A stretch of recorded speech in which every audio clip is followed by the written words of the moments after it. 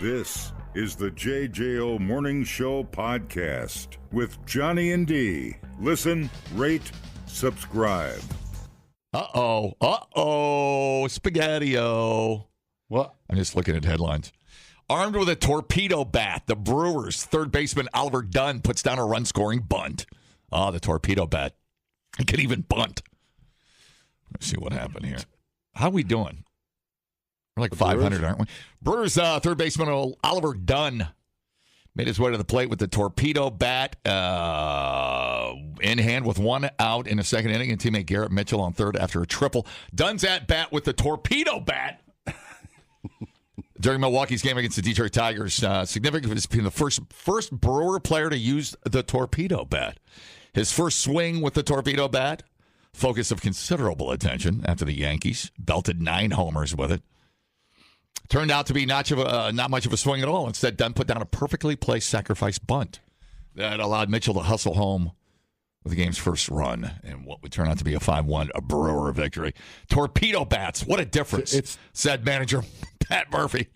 Did you see that bunt? What a torpedo bat. What? Is it just because it's lumped in the middle? That's pretty funny. Yeah, it's lumped in the middle. All the mass, the force, it's all concentrated in one spot. Which means you still got to hit the spot. That's the problem. When did these come into existence? Just pitch them on the outside. Well, when the Brewers played the Yankees, the opening series, when we got our ass removed and handed to them, yeah, they hit 9 home runs. Yeah, it has creating a unique sweet spot. Yeah, they moved it to the middle. Different from traditional baseball, that's more standard. But now the Yankees are on a drought. They're on a home run drought. So now they're not hitting any home runs. I think this is just... So maybe the pitchers weren't ready. Maybe the pitchers weren't warmed up. Correlation type situation. Exactly. But that's because the Brewers, their spring training was phenomenal. They were supposed to be the unstoppable force. And then I think then they came out stinking. It's like the sample size was too small. Well, they're 10-9. Yeah, so the sample size we played the Yankees in the opening series, 9 home runs, pretty amazing. But that's your sample size, and everybody said, "Oh my God, they were ruining baseball," or "Oh my God, it's more fun, more home runs. People love home runs." So the sample size is not proving to be what the hype was to match the hype. And, pitchers will adjust, just whatever, pitch to the outside. Who knows? It's like, here's a good parallel with the torpedo bat, I wonder. If it's like golf. So you see all these guys. I got a buddy of mine that trades his driver like every month for a different driver because he's psycho. Mm-hmm. And he's trying to, just squeeze everything out of a driver that he can for extra yardage. Mm-hmm. And I'm like, just go take lessons, dude. It's not the club. It's the guy. It's the golfer. It's the person using the tool, buddy. Right. You know what I'm saying? Oh, yeah. I mean, look at who's the Dodger guy, the 8-foot guy from Japan that hits 800 home runs a year. He doesn't use a torpedo bat. He's got the prettiest swing I've ever seen in my life. Otani?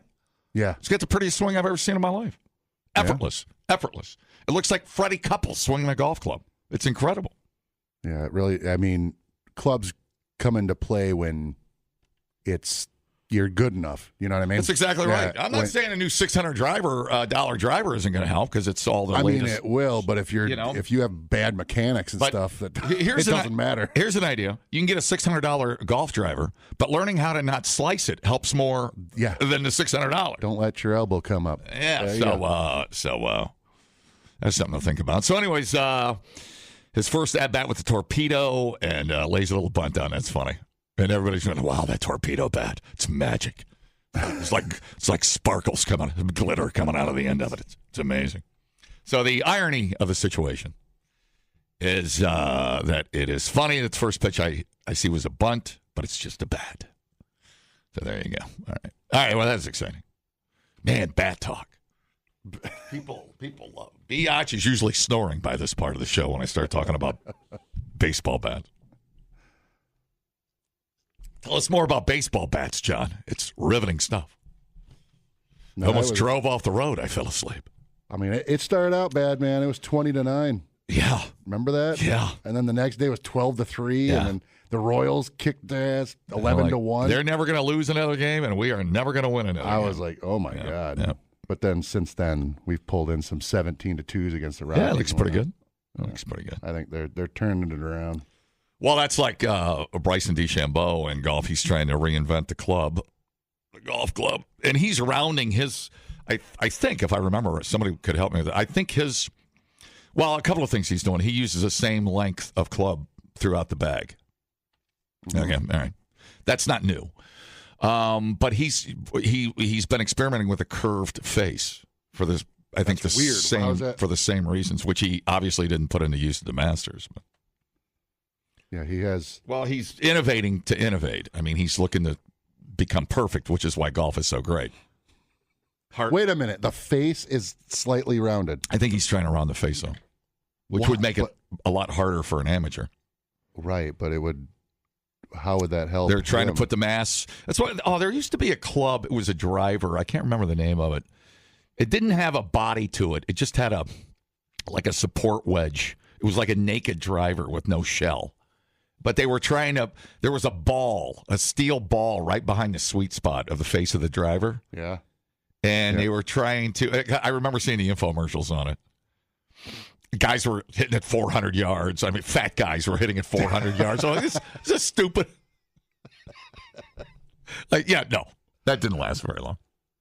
Those get washed out. Anyways, fun stuff. Fun things on the radio for you. God, I just put our last listener to sleep talking about golf clubs. Yeah. What a riveting show. Hey, I just saw this morning, and I missed it. I don't know if you remember a guy by the name of Wink Martindale died. Yeah, why does that name sound familiar? He was a DJ in the 60s and a game show host. Yes. What was he on? High Rollers and Tic-Tac-Toe. That's what I remember. And I remember I watched reruns of High Rollers. Uh-huh. Yeah, God, look at that hair. It looks like that's the perfect, it's like a wax wig. But they'd have two giant dice, and they'd be playing craps, for prizes. Oh, yeah. You'd have to run the numbers off the board. I remember watching it. It was actually kind of a fun show. He looks like the bad guy in a movie. Like a Bond. Yeah. Bad businessman. Sure does. Yeah, right. TV's most beloved game show host, whose name became virtually synonymous with the game show industry, died in Rancho Mirage. He was 91. His hair was perfect. No cause given, probably 91. Let's not overthink it. 74-year career in radio. He was a boss jock in the 60s. Yeah. You know what that was? No. A boss jock, they called them boss jocks. They'd just be dudes that would just big voices. I think it mostly came from WKHBQLA. Oh, WHBC, Highway 41 traffic. Let's go. They do all that whole. They really schmucked it up and talked really fast and or wacky. Here, let me see if I can find an air check. No, they had. But he was a big jock back in the early 60s out in. Martindale was? L.A., I think, mostly. KHJ. Did a lot of, big KABC, KG, QI. They were big call letters back in the day. Let me see if I can find an air check. God, with a name like Wink Martindale, you had to be a game show host. Wink, that can't be his real name. I don't know if it is or not. I don't. Thing looks like Darth Vader's helmet. Let me see if I can find an air check. This might be really. All right, here we go. No, his name's Wilson Conrad Martindale. Okay, so Wink. Yeah. Here is what is this? Here's Wink Martindale in 1965 on KFWB in Los Angeles, 1965. This might sound lousy. It might be AM. I don't know. Hit it. The wheels of my old car. Oh yeah. Last exit to Brooklyn, last chance, turn around. Get hot or go home. KFWB, here's a freeway warning bulletin. The Golden State Freeway, southbound at the Glendale Freeway. Now, you listening? I want my horn back. That's You aren't listening. The Golden State Freeway, southbound at the Glendale Freeway interchange, is congested due to a truck on fire. LAPD says the traffic's backed up to Alameda Street in Burbank, and motorists are advised to use an alternate route if you can find one. So about 9 o'clock this morning. Hal Pickens reminds you Why are there? What are those noises? to keep Saturday night, July 3rd, open. He'll do that at 9 o'clock this morning. 24 minutes before 9, Wayne Fontana and the Mindbenders. Gonna mess up our mind here in a second with a new song. It's a guess. It's called Just a Little Bit No, I bet if you would have played a fart in 65, you would have been fired. Oh, yeah. Too late. All right, that was weird. You know, those sound effects might be because his name's Wink and he's Wacky Wink. No, he was doing that stuff. If you see it on, if you watch like movies or shows, like sometimes Family Guy will make fun of it, but they have the one of those little cranks that you spin in your hand. Oh, yeah. And kazoos and everything. Let me see. Oh, whoops. Far away from where now begins, sitting it out. See if we can listen to a commercial from 65. That's the heyday. Oh, there you go. Yeah. A summer experience by Coal of California. Out of your chair, Jane. It's a... Later and later. It's just later than you think, darling. Wayne Fontana and the Mindbenders from their game line hit to this one. KFWB reminded of this, too, at 20 to 9 on the Wink Martindale program. Only a little time left to vote in the Principal of the Year contest. Listen. The KFWB Principal of the Year contest has less than 2 weeks to go. All right. I don't know my zip code. Don't forget, for an instant hit, if you want to vote for it, make sure you do tomorrow morning between 6 and 7:30. And our instant survey of songs. It's called Call Karen, part of the Winker program every morning. 50 yeah. degrees outside. Somebody, now, we're parodying this. Boss Jock Radio. Think about that. We would not have the horn, the fart sound effect, the spring, the gun, all the things. Yeah, but again, the sirens. We're parodying that, and that was actually listened to as a form of entertainment. Sitting around the radio. I mean, you can't deny it. Here's the thing: it's still in you because you still have all the. I love it. Theater of the mind, dude. War of the Worlds, man. Those were just like tones. I don't know what those were. That was had weird. Chickens in there. I think it was just. I wonder if they had in 65. I wonder if they had if they were told what they could and could not play for a sound effect. I'm sure FCC. There's no way you're playing fart. Yep. Sound effects back in the day. Don't have. They guarantee you. Don't say darn. The drum roll. You think that would be huge in 65. There's the Doors, KHJLA. Okay, let's do drugs. Anyways, Wink. So Wink dead at 91, if you remember him from lymphoma is what I said. Man, if you want to read about a couple of wacky guys in radio back in the day, read there's a couple of books on Alan Freed, who coined the term rock and roll back in Cleveland in the 50s. And how was it coined? What was the etymology of that? He wasn't the inventor of the word. He popularized it. He made it mainstream, but it got used. I think that first came up in a music review back in the 40s. Some lady coined it, and he took it and just put it on the radio.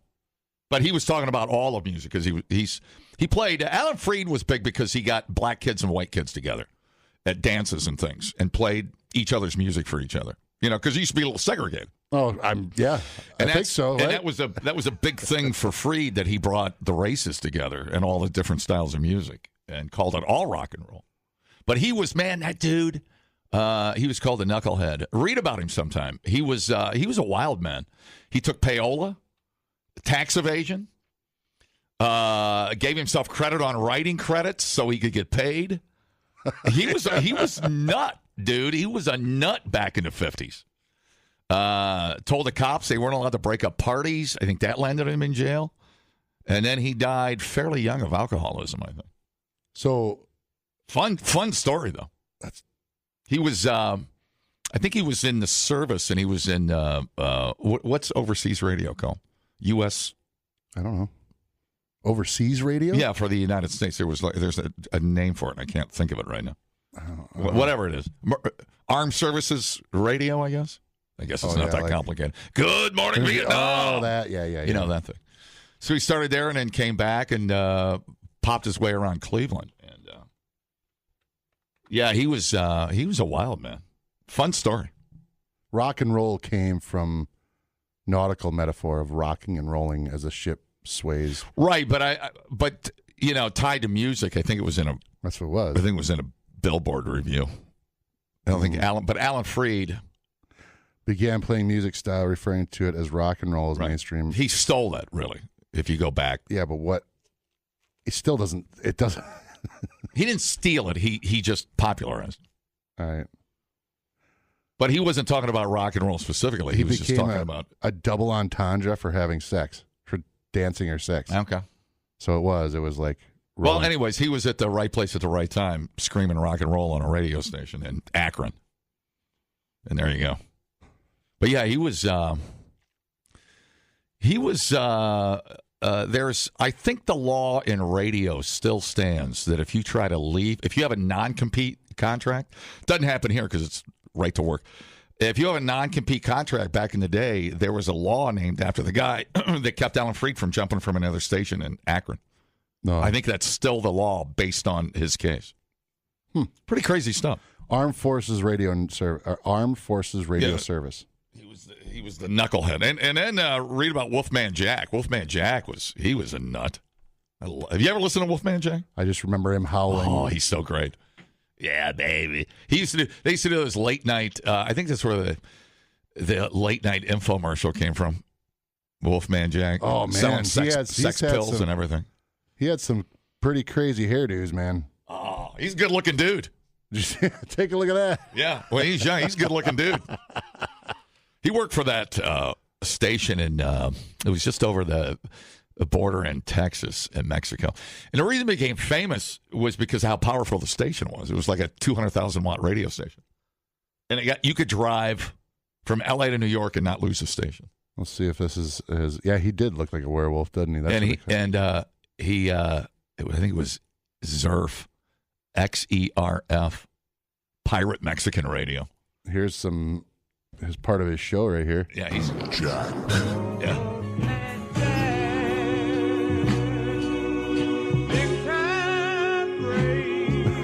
Yeah, baby. Is that what he did? Yep. That's his. It's his opening. That's his opening? Yeah, well, man. Waiting for him to talk. Yeah, where is it? Oh, let's jump ahead a little bit here. We're just listening to. That's it? Oh. He barely talked. Yeah. No Wolfman. No. Just a bunch of music. That I remember a commercial. He used to host the Midnight Special. It was one of those music live shows early on. Or the train. No. I'd have been the Midnight Special. But he had well, man, yeah, you need a little spice in your life, then get a little wing nut for your wing nut. Get on it. He'd be selling sex pills. get a little wing nut for your wing nut. Well, here's the turtles. Yeah. Sorry, I'm radio geeking out. I'm sorry. Replay today the JJO Morning Show Podcast. Get up with Johnny and D. JJO. I quit. I quit. I quit. I quit. I quit. I quit. I quit. I quit. I quit. I quit. So when you start a new job, the people you train with, they might determine actually whether you stay or leave far more than your boss does. New study reveals that new employees are significantly influenced by their cohorts, or the colleagues who join and train with them, when deciding whether to search for another job or quit altogether. It suggests that supervisors don't always have the greatest impact on employee retention. According to a new international study from the Journal of General Management, employees with close cohort relationships tend to follow their peers' lead when it comes to job hunting behaviors. If the training group starts looking elsewhere, newcomers often catch the job search bug too. So It's a powerful influence on work friends. I had a little crush on one of my coworkers. You always do. And look what happened. You married her. Shh. Keep your voice down. Keep your voice down. I think we figured it out by now. Secret. You know, we signed something. She's management. She'll get fired. Don't say anything. You can't bang your coworkers. Don't dip your pen in the company inkwell, John. Dude, you did not listen to that. You signed that. I you did signed it. something. I did it just to see if I get fired, and nobody fired me. So I'm like, it says you're not supposed to have interpersonal relationships with. Well, I'm a consultant, and we changed the formality to consultant instead of sexual relations. I can't believe stuff will never be the same. She's consulting my penis, and I'm consulting her vagina. So we got that going for us. So we write it off on our taxes. It's unbelievable. Yeah. It's crazy. Janitor storage closet meetups and stuff. So the study tracked 656 graduate trainees across 32 cohorts at global IT service organizations, following them from their initial training through their first 2 years of employment. These new hires underwent 2 months of technical training together before being assigned to various project teams across different cities. Researchers examined cohorts relationships at 6 months and at 12 months, measured job embeddedness and job-seeking behaviors at 18 months, and tracked who has actually left the company by the 24 month. By the end of the studies, 27% of the participants had voluntarily quit. Wow. The data revealed that when cohort members began seeking new jobs, their fellow trainees were likely to follow suit, but only under specific conditions. Because they're both sick of the work environment, probably. Well, they were conspiring and bitching together out on the smoking deck. I know how this works here. I've seen it here a million times. The research found that cohort members hold together social significance for newcomers that typical coworkers do. Their influence can override newcomers' own sensation of organizational commitment, leading to them to consider leaving even if they're otherwise satisfied with their position. Oh, okay. This influence was dramatically stronger when newcomers had close ties with their cohort, as measured by the frequency of interactions, strength of relationships, and work density. Well, see, they go to Rockin' Sushi together and just bitch about work, and then that's a coup. Next thing you know, you got a coup. Yeah. Coochie coo. So basically, cohorts can make or break retention. The stronger your bond is with training peers, the more likely their behaviors will shape our own career decisions. See, I leave here at like 11 o'clock every day, but I get up at 3 o'clock in the morning, so I do a 9-hour day. But in case you were wondering if I worked at all, I actually work. I actually work a 9-hour day. I look at your time card, right? Yeah. I don't put that I get up at 3 a.m. I put when I get here. I get here at usually 4 o'clock. Yeah, that's true. Smart ass. We look at your. I don't care what you look at. I don't care. Fire me. You know what? I hope you fire me. So you got to give me a 3-year severance because I will sue you. I will take you to court. We'll just make it so bad that you quit. Okay. I forgot what I was going to say. I don't even know what I was going to say. No, I know. You're talking about how much you work. I don't have to stick around and watch the drama between, whatever goes on here. Yeah. I get the luxury of leaving and not having to. Randy, I don't know how Randy does it. He's got so many balls in the air. I can't even believe it.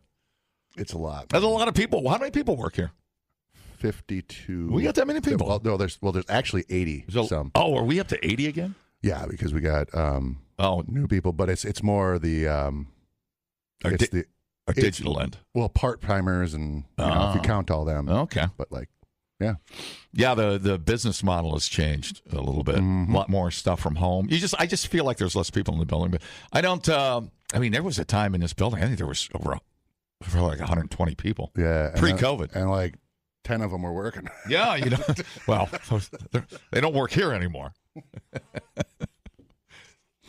Exactly. Randy went Doge before Doge and did a pretty damn good job. Randy can smell non-efficient people a mile away. Oh yeah, you can. I will give you that much. I give him credit for that.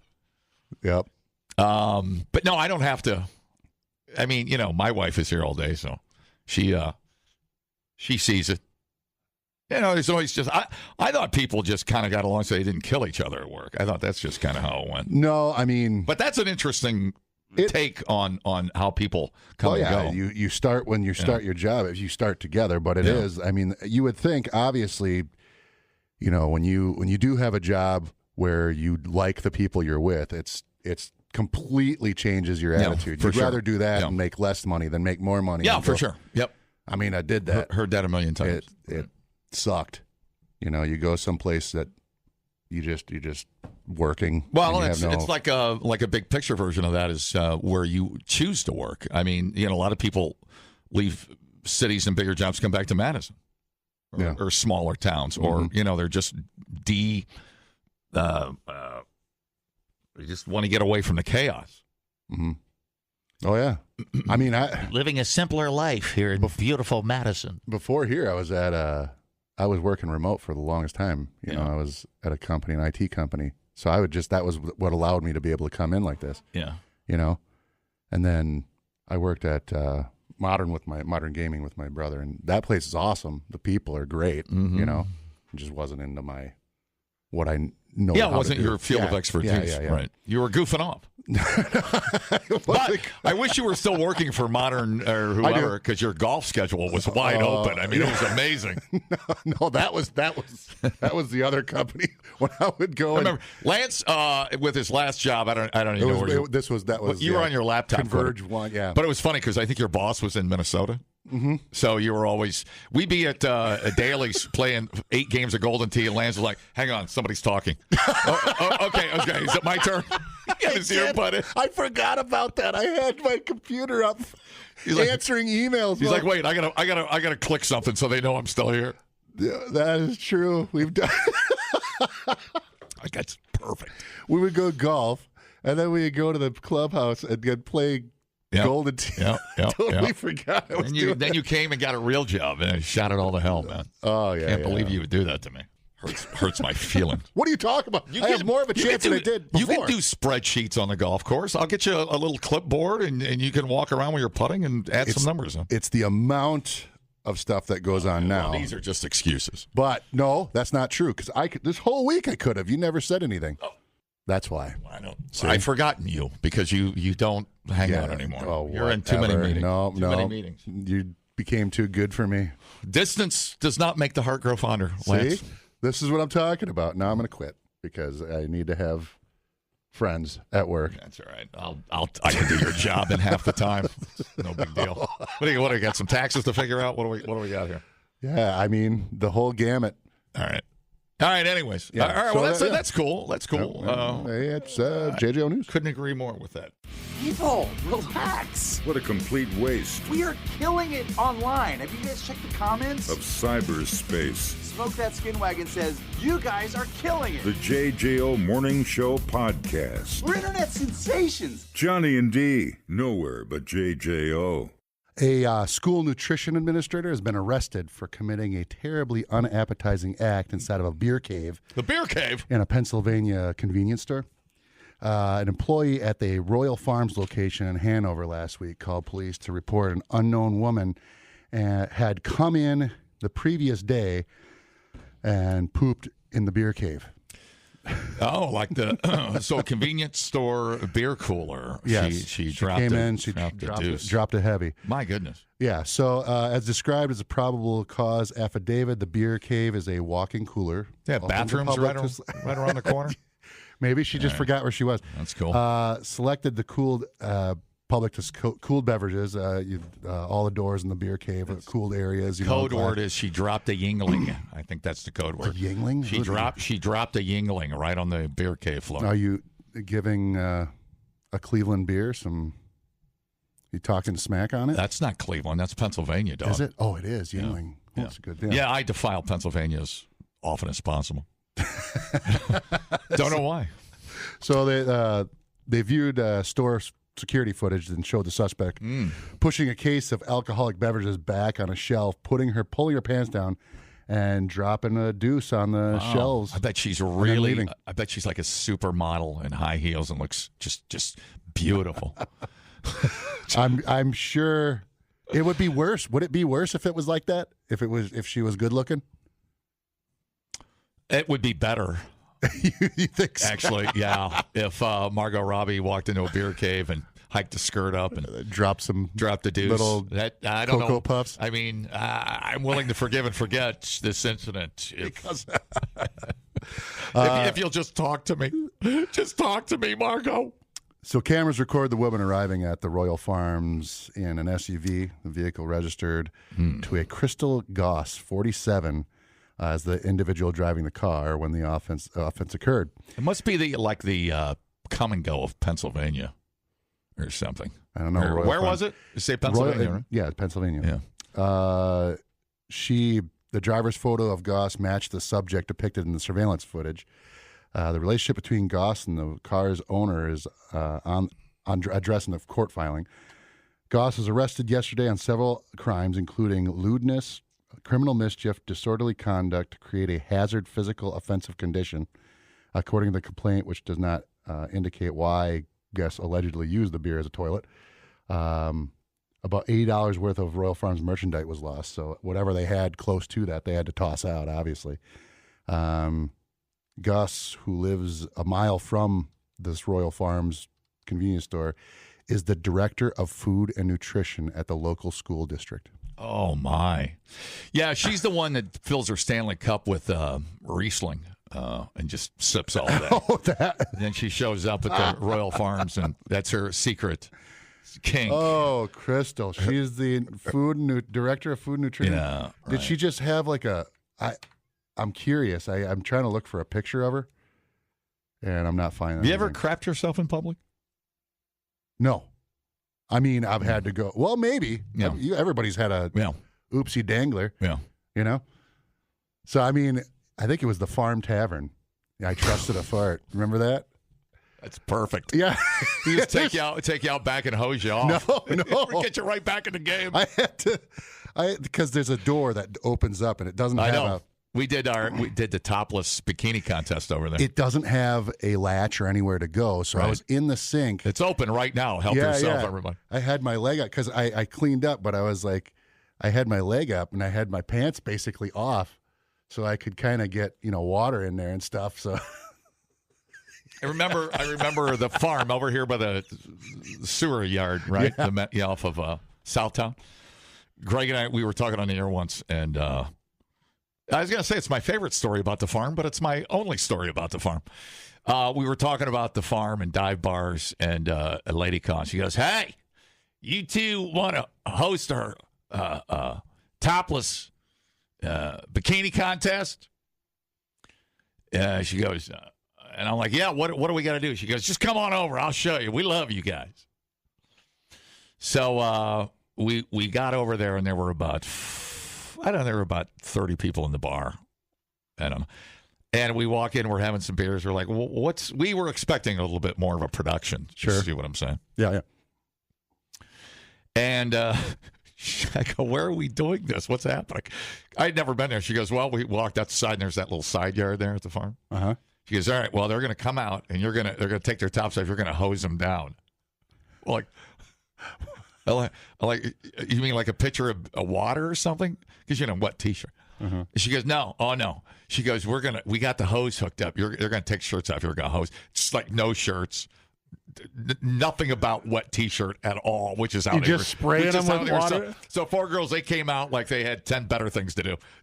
Take their tops off, and I'm standing here with a hose, just spraying them on the booth. And there's just like 10 people standing there going, "Yeah, Johnny." This is.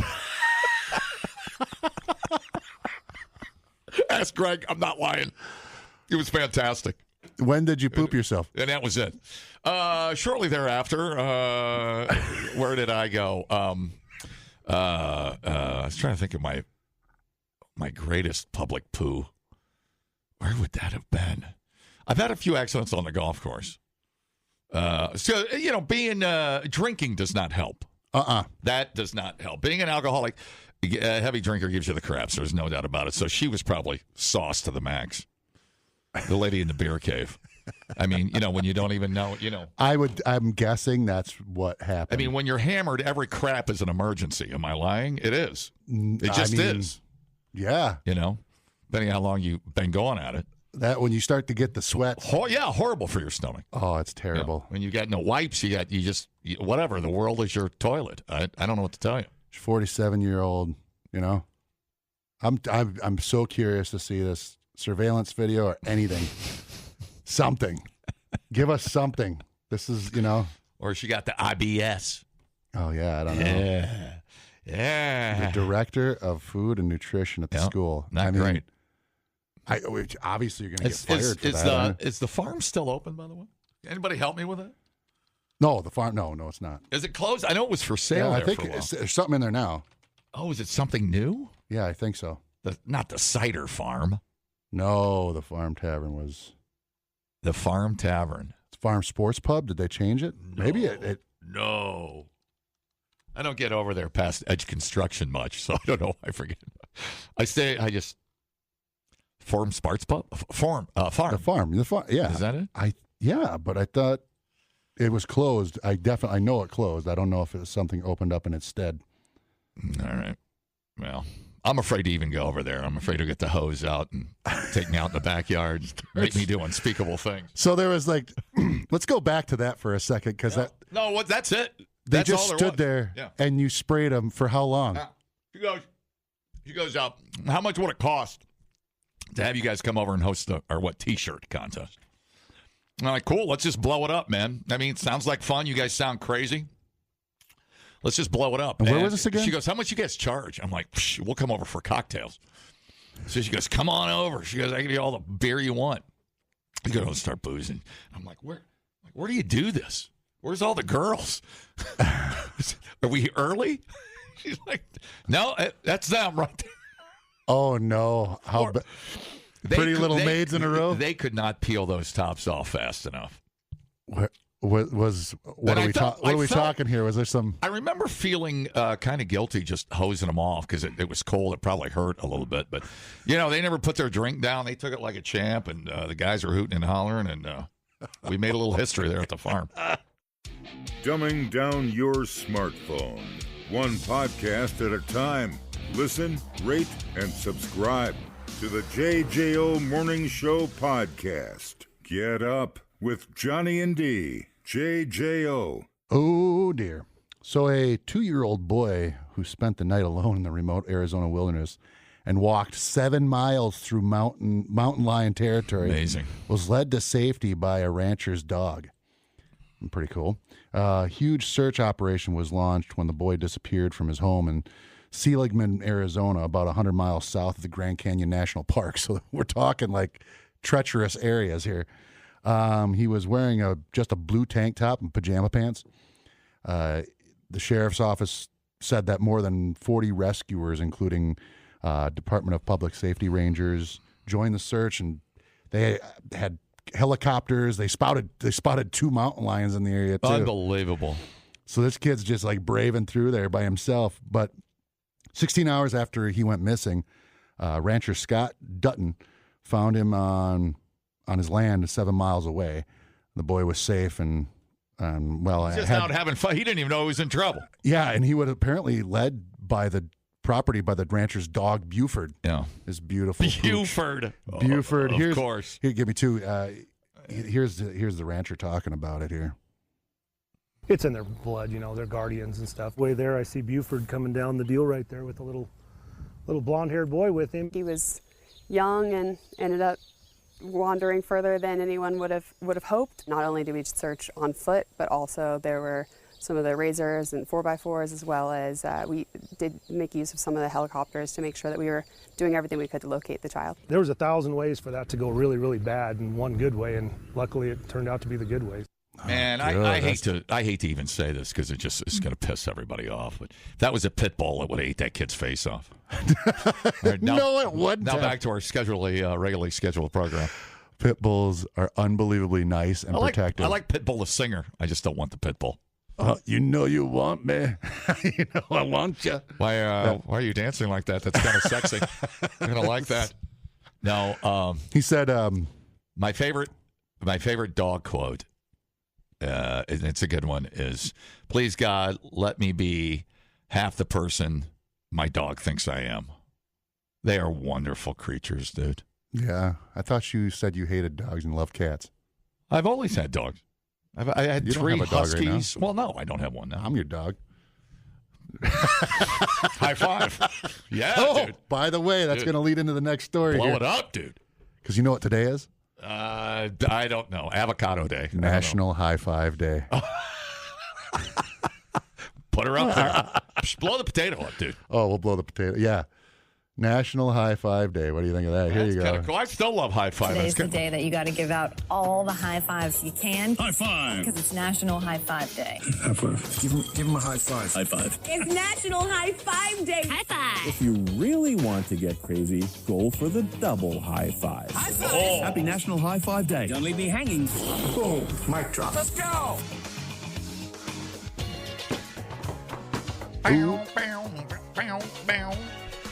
Yeah, dude. National High Five Day. Yeah, the history of the high five, the first high five. Do we have let me see. eyewitness account of the first high five ever given? The first high five, let me see. There we go. So, to end on that with the kid, he ended up fine. They found him. There you go. He's okay.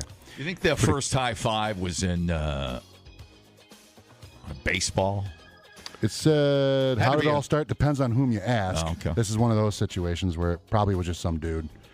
We're going into the baseball history that dates back to 1977 when the Dodger Dusty Baker and Glenn Burke gave each other a high five in celebration. Seriously? Baker's home run was just made in L.A., the first team in history to have 4 hitters with at least 30 home runs in a single season. Wow. What you think about that? Then they duplicate it. You think the wrestling leagues or something would have had? No. Interesting. So said, today people everywhere just use it as the congratulations or great job. We're still quite nostalgic of the low five, of course, which has made its origin back in the 1920s. Low five.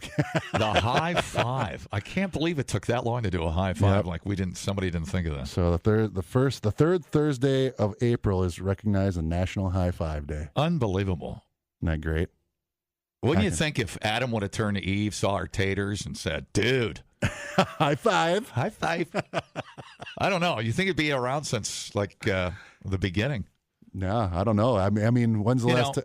Moses parted the Red Sea, turned around, said, dude, who's the man? Dude, a high five. When's the most time you high five? It's usually Packer touchdowns for me. Well, sure. Everybody does a high five. Yeah, it's the easy celebration. Sometimes I wave my hands in the air like I just don't care.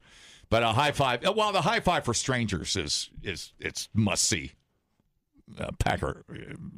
That's just what you do there. It's in the code. Trying to think when I high fiving. I think in Little League we were high fiving. I feel like when I was young we were double high fiving. Oh yeah. Yeah. I feel like that's kind of gone away. Oh, the two-hander? Well, Yeah. I mean, that's again baseball. A lot of guys are too cool. They'll just hug. That's called the Eiffel Tower now. The Eiffel Tower. So you'll see two guys hug. Like, dude, what's up? I haven't seen you. Yeah. And then, but they never do the double high five before they hug. That's kind of gone. It's like not cool. Well, doing a double high five before a hug, that seems a little gay. Yeah. Too much. Well, you do this, and then it's like you're Eiffel Towering, and then you caress each other. Oh. I don't know, man. That's probably why they don't do that no more. All right. You know what I mean? Yeah. I mean, when you do, it's kind of a high five. It's like that, Dylan, you son of a bitch. It's one of those. Yeah. What, they got you pushing too many pencils? You get the butterfly hand, where you do like that the arm been wrestling. Great. Wouldn't it have been funny in Predator if they would have butterflied before they locked hands? You got too many pencils. Oh, that's a beautiful butterfly. So you do that usually, and then you do. Let's go kill the butterflies. You pull them in for the hug, the half hug, right? Where your arms are like against each other's chests, so it's not. That's usually the hug. You know what I mean? Guy hugging without trying to look too gay. That's a guy hug. Yeah. I think the key there is just to own the hug, and just don't apologize. Just go in with it. Yeah, just go. Let me get my paws on you. Let it rip. Yeah. Let me. Whatever. Your gun is digging into my hip. That's funny. I don't carry a gun. I know. You'll see that. So weird. You can't have those steeples touching. You think the thumbs up was around? The thumbs up must have been around forever then. Well, Fonzie did it. Yo, hey. Yeah. Then it became like. So the thumb. I know the history of the thumbs up. Now it makes job. people mad if you use it as a meme, or not a meme, but an emoji. Oh yeah, I know people that it agitates. Like you're blowing somebody off. Well, no, they'll instead of like hey okay or responding back to a text, right. They'll just send a big thumbs up. Right, I can see how that would bother very fragile people. It's like, oh, you don't have time to acknowledge me? Well, yeah, I don't know. Maybe at some people it just agitates them. You know, I just spent 10 minutes typing out this perfect text, and you give me a thumbs up. What an ass! Oh, right. There's a couple other national days. Hang on a minute. Let me ponder a few things here. Okay. Hello, pondering. Hello. Hey, so video killed the radio star. Somebody should redo it and do a star. The what? You got cut off. High five. Oh. COVID killed the high five. Oh. Nobody wanted to touch each other. Yeah. The last band camp, I was going around giving people high fives. Everybody, man. I was telling, hey, if they didn't want to give me a high five, I'd say, hey, it's free all day. I'm gonna tell you what. There's something addictive about high fives. Well, I think maybe you're in people's inner space now. Maybe that's it. Yeah, that's the thing. I think people I don't must have high five 3,000 people that day. I think, well, just that beer. I mean, you know. Hopefully it was your other hand, and because most people are dominant right, because they wipe their ass with that same hand. Oh, I never thought of that. Yeah. Everybody's dominant. I just assumed I'm left-handed, so. Oh, there you go. So then you felt that was good for you. Friends were saying, they were trying to get me to. They'd find somebody that looked all down or pissed off, and they'd be like, I bet you can't high five that person. So I'd run up and get in their face. What's up? High five! So this is like the ice bucket challenge. Now it's the high five challenge. I'm telling you, it's there's something about it. It's contagious, and nobody can deny it. Well, you walk down State Street and just be like, high five. But everybody will do it. Wait till you go to a Packer game and somebody scores a touchdown and the high fives are flying. Dude, that is beautiful. There is a lot of there is joy in the frozen tundra. There are a lot of double-handed. Oh, it's super ones double, up then. super double high fives. Double high fives are definitely. You'll become within a matter of 2 quarters. You'll be best friends with a stranger you've never seen before. Sitting right next to you. Sitting right next to you. There's a couple of over-the-air high fives for you guys. Dude. Yep. All right. Have a good one. Good night. Okay. I love it. I'm high five down. That's JJO News. I'm gonna wash my hands. You can learn a lot listening to podcasts. Did you know that the hottest chili pepper in the world is so hot it could kill you? Or you can listen to this one. Bears can smell your menstruation. I can smell your menstruation. The JJO Morning Show Podcast. Johnny and D, nowhere but JJO. Can I talk about babes in space for a minute? Oh, dude. Gail King. Who, the astronaut? Yeah, the astronaut. Oh. Yeah, see how? Yeah, now I know. See, you knew immediately. She's the astronaut. You know greatness. She's very, very, very, very smart. Yes. All those years and the missions she's done. Fantastic. They could make movies about it. Oh, man. She's just a hero. American hero. Gail King drags the Blue Origin spaceflight haters. And it gets worse, actually. If Alan Shepard went to space, so did I. Oh, the bitterness. Oh, look at you. Do not destroy things. I can't do this. Following her historic she seems to be pissier than the other girls on the spaceship. Because she realizes she's just trying to be defensive. Because she has lashed out at critics who belittled her experience as nothing more than a ride. What did you control? The journalist did not mince words as she condemned the casual dismissal of her 11-minute flight mission. Especially when it targeted a groundbreaking all-female crew, including Katy Perry, blah, blah. Stretch Armstrong face Laura Sanchez. That's what I can't forget most about this flight, her face. It's just like, it gives me nightmares. Gail King wasn't just upset. She's infuriated at the sexist undertones. The term ride grossly minimizes the emotional and symbolic weight of what I did in space. Breathe. When Jeff Bezos went, or William Shatner, it was called flight, an expedition, a mission. But when it's us, suddenly it's a joyride. How dare they? Dude. They weren't. They came She's back. trying to compare that to what was done. Well, when you say Alan Shepard, that was a mission. I mean, he went to the moon. So I'm not sure comparing your paid ticket to what Alan Shepard did. That's not ride. It's not. She controlled nothing and sat on the dick rocket. It's making it worse. Yeah. She's trying to insert herself into space history. I'm not sure that's a good idea. What makes you think William that? Shatner didn't do that. He goes, William Shatner, he's pretty casual. Mm-hmm. Space, I took the final frontier. He's having fun with it. He's having a good time. But Gail, they seem to be taking, Gail especially seems to be taking herself pretty serious about going and reinventing spaceflight. King compared her experience to that of astronaut Alan Shepard, who was the first American in space, later walked on the moon. People are laughing when I said I went to space. Well, Alan Shepard lasted 15 minutes. Mine was 11. Did he have a ride, too? So they're bringing she's bringing sexism like it was a... Correct. Oh, dude. That is correct. And you're talking about a guy that had to study and do this and nobody knew. It seemed like the more I see, it was more about advertising their brand. And because one had the patch on, one had Katie had her lyrics and was promoting her tour. Do they call them a crew? Well, it looks... I call them a band of morons. When you do it to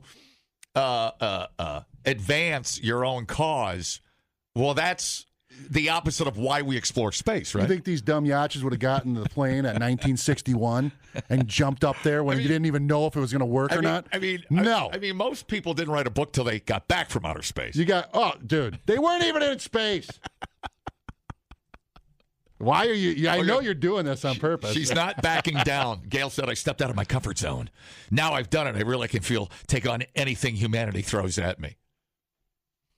Oh. And you didn't experience love until you got... Look at her. She looks so upset. She looks heartbroken. My God. I can't handle this.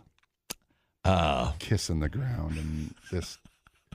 Well, now I'm enjoying how... See, and here's the thing. That they teach you. When you laugh at your problem, the problem goes away. There's nothing more to. Yeah, you got to be humble. Try to defend it. And when you defend it and you get pissy, that's when it gets a billion times worse. That's when it explodes. I think they knew to shut up. That's when Lance jumps off buildings. Oh, all right. The crew. Yeah, the crew, or the ticket. They bought a ticket. All right. Anyways, that's that. We'll let that go. Dude. I knew you said, "Hey, I got something. I got something to keep me." I look forward to Gail King. Just she's not going to be able. The problem with this is she's doing it to herself now. Yeah. Now you're not going to be able to walk down the street without somebody. Oh yeah, they're going to be yelling at you for being a fake astronaut. Yeah, you just did it to yourself. Good. I hope she. All you had to do was be cool. You're like, oh my God, I can't believe they picked me. It's amazing. I hope everybody someday gets to do it. All right, I gotta go. I got a show to tape.